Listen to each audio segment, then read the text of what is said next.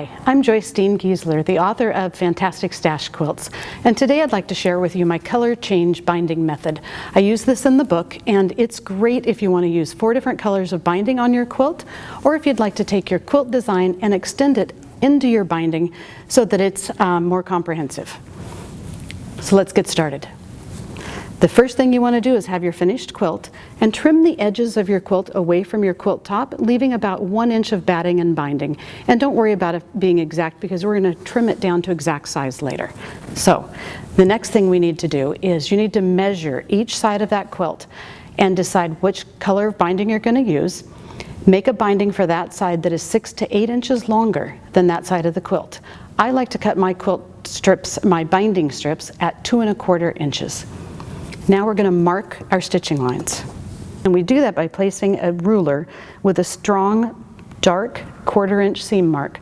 And you're going to place your ruler so that that black line is just off the edge of your quilt top. And we do this so that when you make the marks, it will not show in your, these will be inside your seam allowance. You need to do that on all 4 corners of your quilt. The next thing we need to do is place pins for our stitching line. So those lines that you just drew, you need to put a pin exactly on those lines.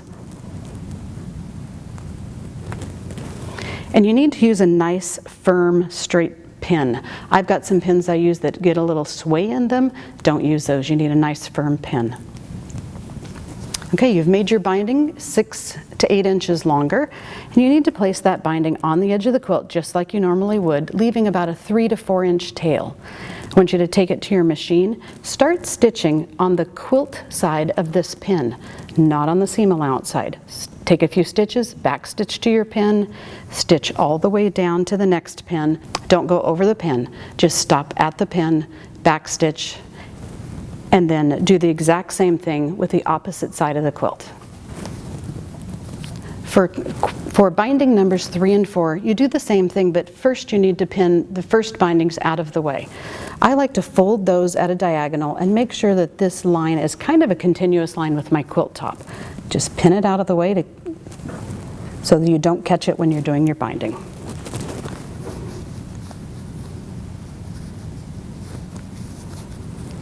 Grab your next binding. This time it's even easier. You just line up the top of that binding with the one you already have pinned out of the way.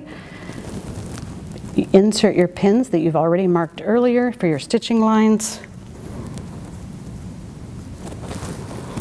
Put that binding there, do the exact same thing. Start your stitching here on the quilt side of that pin. Take a few stitches, back stitch, go all the way down the quilt. When you get to this pin, stop and back stitch. You do the same thing for binding number 4. Now we're ready for the magic part of this binding method. You take your 2 binding tails and you lay them parallel to each other here, and then we're going to do a little bit of drawing.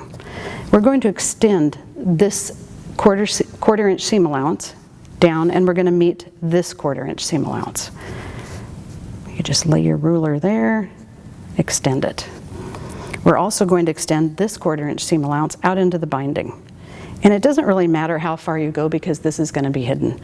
And I know because I used a 2 1/4 inch binding strip that I need to draw a little box here that's 7/8 of an inch.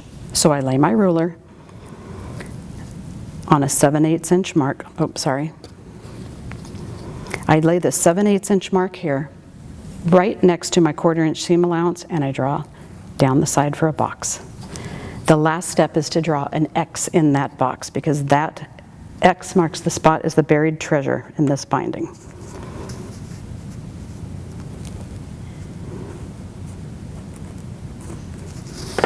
Now, the next part, you need to pin your binding together on the sides here.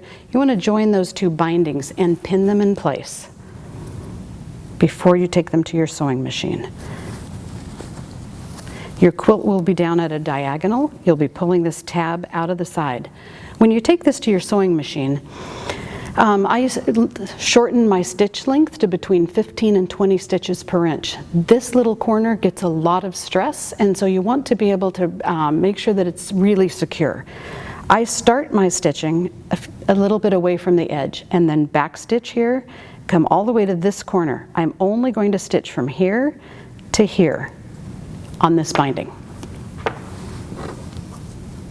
While you've still got the pins in place, take one out, take your scissors, and trim that binding so that it's at a scant 1/4 inch.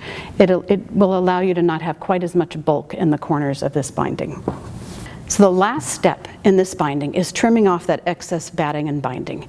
I like to trim mine at 3/8 of an inch so it makes a nice full binding all the way around. I grab my favorite ruler that has easy 3/8 inch markings. This one is nice because there's nothing to interfere, there are no words in the way. Make sure that the tabs of the bindings you've already done are pulled or tucked out of the way before you get ready to trim. Lay your 3/8 inch ruler, align your 3/8 inch marks on your ruler with that original 1/4 inch stitching line. Grab your rotary cutter and trim all 4 sides. The last step is turning those corners. I don't trim off these points of batting unless it's really thick batting. It really helps fill in that corner on this binding. So I just press my finger there, tuck it under, use my point turner to get a nice point, and voila, your quilt is now mitered on both sides of the quilt, and it's ready for you to finish by hand or by machine. So I hope you enjoy this binding method as much as I do.